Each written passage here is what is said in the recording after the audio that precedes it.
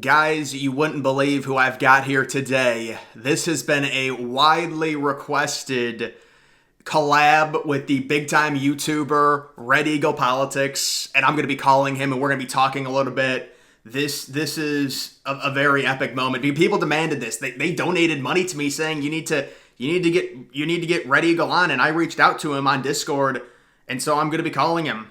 Yeah, I am recording it though. I'm just letting you know. You know how with the YouTube grind and stuff. Yeah. So those were some interest. I don't know if you saw the polls that were released today, but there were some very interesting ones. Yeah, I mean they did look really good for Trump from what I saw. Let me just hit you with a quick question. Gun to your head, Yeah. give me a electoral vote count for Trump right now. Prediction. Right now, I'd probably say 312. I think that's probably like it might be like an easy answer just because that's like him sweeping just the swing states. But just based off of what we're seeing in like Virginia, there is a possibility. I'm not saying that it's like the highest chance in the world, but there's a ridiculous amount of early voting that we're seeing, and it's mostly coming from the Republican areas because these people are just energized like there's no tomorrow. And I really feel as if, judging based off of that mixed in with some of like the Democrat mail-in data, which is not good, there's definitely just this big possibility that maybe he could win by a larger margin than expected. But as of now, I'd probably just go with 312. But I think that some of the other states being closer could mean that the swing states may not be that close, which means it could be like an early night, and there's going to be down ballot effects as well that could hand him a decent majority in the Senate as well, depending on how it goes up in the upper Midwest. Well, no, I absolutely agree with you. The polls we've seen today, we didn't see any of this stuff in 2020, any of it in 2016, where you've got New York Times coming out and saying Trump leads Arizona by 5. Virginia is close now. Reputable liberal pollsters saying it. So you're absolutely right. 312 is a great number. I thought you would say like 306 or 287, because a lot of the big time models now are saying 287. By the way, I see you got a nice little new pick there, profile pick. I see that. That's nice. But when it comes to, everyone asks this question. It's kind of a dumb question because it's like, how many states are there really that fit this criteria? But if you had to pick one state that nobody's talking about that Trump's going to win, what do you think it is? You think it's Virginia? I think it could be Virginia. I think another underrated one is Maine at large. I think that's a state where, Biden did have some sort of ancestral appeal to a lot of these like Northeastern Irish type of voters, voters who identify ancestrally as English American. And when we see like the polls, like out of the New York Times in general, when they poll by region, like the Northeastern segment of the polls, they're like under like it's a 10% shift from 2016 or from 2020 to the polls right now. And Maine is a state that goes by ranked choice voting. I think RFK Jr. might still be on the ballot there.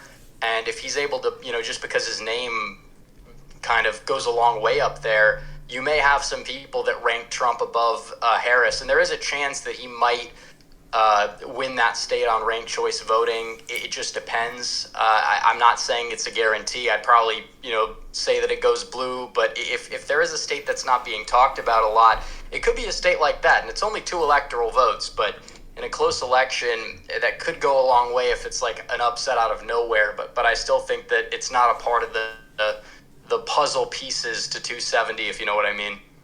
No, absolutely. That's a really good answer because normally it's just the generic Virginia, New Hampshire, New Mexico type answer. That's a good answer. That's 2 electoral votes, Maine at large.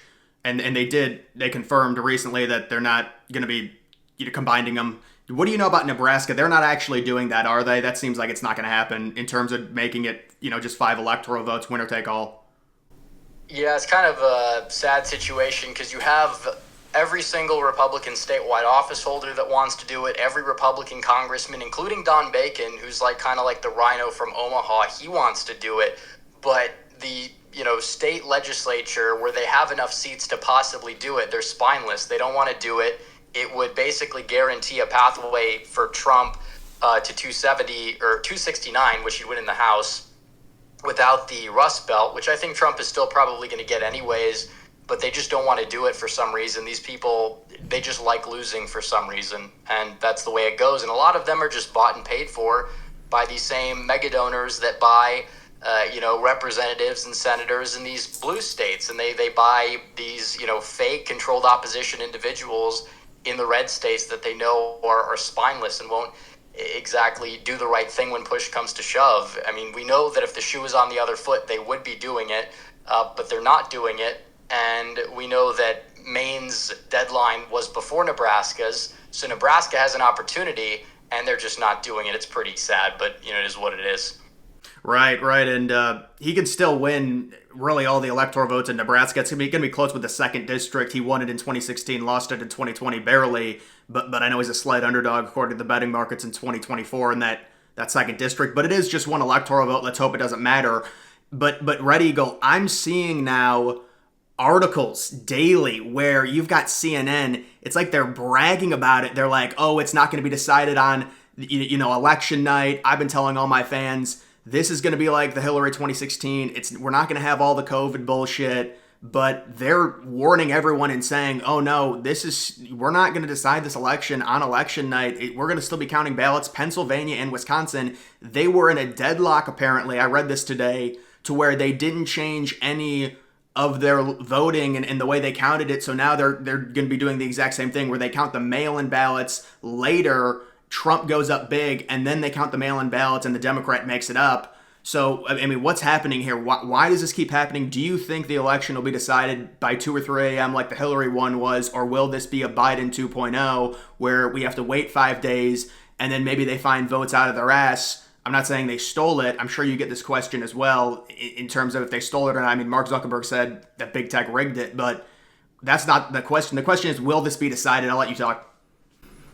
Well, I think that I'm optimistic when it comes to Wisconsin because they, did count the votes a lot faster in the midterms. We pretty much knew before bedtime that Ron Johnson was going to win the Senate race there and that Tony Evers was going to be reelected governor. So I'm confident that we'll know just because there's going to be less mail-in ballots overall. And while there will be a red mirage of sorts in Pennsylvania. Usually it starts off a blue mirage, then it goes red mirage, then it's like the late mail-in ballots that get counted after the election day votes for some reason. If Donald Trump wins Pennsylvania by like 2 points, we're probably going to know regardless.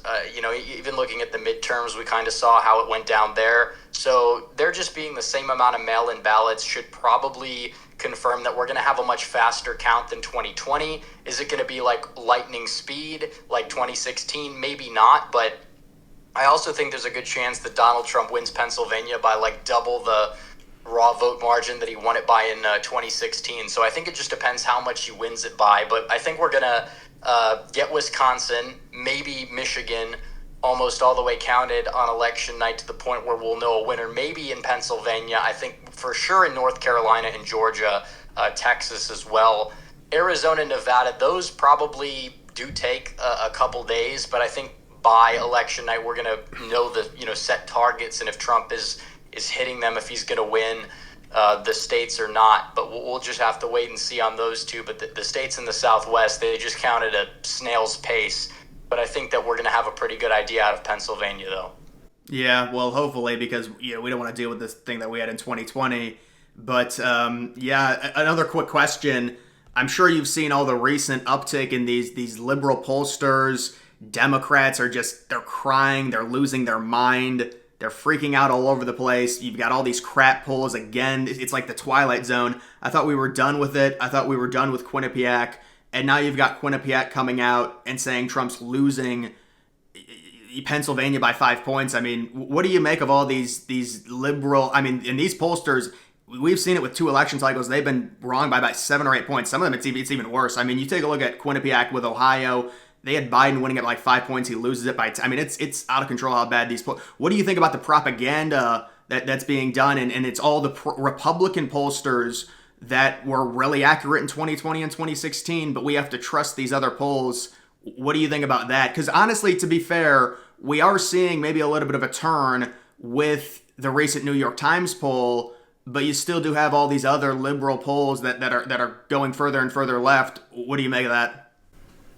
Yeah, and even Nate Cohn, who runs the New York Times, I believe he basically did a thread on Twitter where he was like, "Yeah, we probably shouldn't have pulled Pennsylvania right after the debate because of like response bias." So even these people in what I like to call the election mafia, they're kind of coming around to our way of thinking on it. But Quinnipiac is a disaster, especially in Pennsylvania. They routinely miss Donald Trump's strength with white working class voters, and that's why they were so ridiculously wrong in Ohio. I think it was 13 points. And they put a poll out in, I think it was after the first debate in 2020. They had Biden winning Pennsylvania 54-41. That's like a 13-point lead with a 2.8 margin of error. They don't know how to poll Pennsylvania. They want everyone to believe it's magically fixed just because, some of these polls, they were right in 2022, but Donald Trump wasn't on the ballot. You didn't have the same turnout dynamic. So if that's the crutch that they're falling on for why the polls are fixed, they're going to have a lot of egg on their face regardless. And the fact that you have polls now in the aggregate at all from mainstream media organizations that either have Trump winning Pennsylvania and Wisconsin and Michigan, or at least show him within striking distance is huge. Because if you go back to late September 2020, 2020, you didn't have that. I think Trafalgar was in there, even with a Biden +2 in September, but you had all these other pollsters. There's more polls with Biden winning it by double digits than polls that were like tied from mainstream media and like university polling outlets. So it's ridiculous. And once again, I feel like there is a polling miss. It might not be as big, but it doesn't have to be as big. It could be like a quarter as big, and Trump's still going to sweep the board. And that's something they're not realizing. Right, and it's absolutely correct. Maybe a little bit shifting away from the polling. I mean, what do you think about this whole Biden situation? And now it's being reported Jill is like the queen bitch, and she's taken over, and she's in all these meetings, and they literally admitted they couldn't beat Trump. So I mean, this is unprecedented. They've got an incumbent candidate, and they just push him to the side with Nancy Pelosi admitting to CNN saying that, oh no, we told it, we threatened him and said it was going to be the easy way or the hard way. What a complete disaster this party is, and now they're okay with just killing Trump. I mean, that is a viewpoint within the Democratic Party to where it's like, you're saving democracy, you want to kill your political opponent. And it's like, I try and be funny about it and sarcastic, but no, this is their viewpoint. What do you think about the disaster with Biden and with all these dumbass liberals coming out and saying what a great job Biden did, to where he was so bad they couldn't even run him for re-election? Well, it showcases that they just can't stay consistent. And it's clear the guy's not mentally there. We said it back in 2020. It's gotten a hell of a lot worse since 2020. But, I mean, it's true. The guy can't formulate a sentence. He can't lead a country. And surprisingly, they've managed to replace him with somebody who arguably could even be worse than he currently is right now. But it is true. I mean, you see the polls, I think it was like 52% of Democrats said either it would be a good thing or unsure if said attempts were successful on Trump. So, I mean, it is a problem. You have a party that's full of lunatics, and that's why I think a part of the reason why they're not going to be able to, or they're not going to win this November, even though they think that they've got everything going for them. There's not a single issue that they have the high ground on, which is why they've resorted to a lot of these tactics that you see. And when their whole Biden myth got blown up in real time on the debate stage, they had to go back to the drawing board, get him out of the way, replace him with somebody who never could win a primary if they had to go through an actual primary process. It was a coronation, and already in real time you see it kind of, her campaign to a certain extent imploding. They're bleeding a lot of cash. We don't know where it's going, but also just her public appearances. It's just like the appearances in her primary run in 2019, wasn't even 2020, that kind of allowed her to not get off the ground before the calendar year of 2020. She had to drop out, and you're kind of seeing in real time the same thing. She's doing 2-3 events this week. Trump is out there. He's doing like 5 or 6, and that was a criticism they had of Trump. So, I mean, we're seeing just, the tides turn to a certain degree. It's not over yet, but still. No, you're right. It seems morally we're going to look back and it's going to be obvious. Like, of course, Trump was going to win. They tried killing him. They changed out candidates. They're squirming. They've got the rigged debate with the moderators and Lindsey Davis coming out and saying, yeah, we had to rig it because CNN wasn't hard on Trump, so we fact checked him. We're going to look back and be like, oh, it was so obvious. But of course, right now, everyone's scared. And a lot of my fans, I mean, I'll be honest, I mean, people donate me money. They say they want me to talk with you. I mean, you're loved by my fans. If I, and when it comes to this election, it's just so important. And I do want to congratulate you. 200,000 I saw, amazing. And do you do YouTube on the side or full time? I do it full time, and I do appreciate the congratulations. It's been a long time coming for sure, and just to be able to get to where I'm at and have the audience that I have and everything, it's pretty cool. And you're getting up there too, from what I can tell. I mean, I watch from time to time, and you're in the 170s range. Yeah, I mean, I feel like you're, when it comes to our ecosystem, you're like the big dog, and then there's all of us fighting underneath. So this is a really good interview for me because, listen, a lot of people have been wanting this. I don't want to keep you too long, but I appreciate this, and you're very well spoken. You're very knowledgeable. I appreciate you taking the time to do this. Yeah, no problem. I appreciate it. All right, man. I'll see you. See you. Well, ladies and gentlemen, that was my interview with Red Eagle Politics. Some great answers there. Some very good insight from Red Eagle. I'm sure you guys know his YouTube channel, Red Eagle Politics, and very, very good interview. But guys, that is going to do it for this one. Make sure you follow me on X. Link to that's always in the description.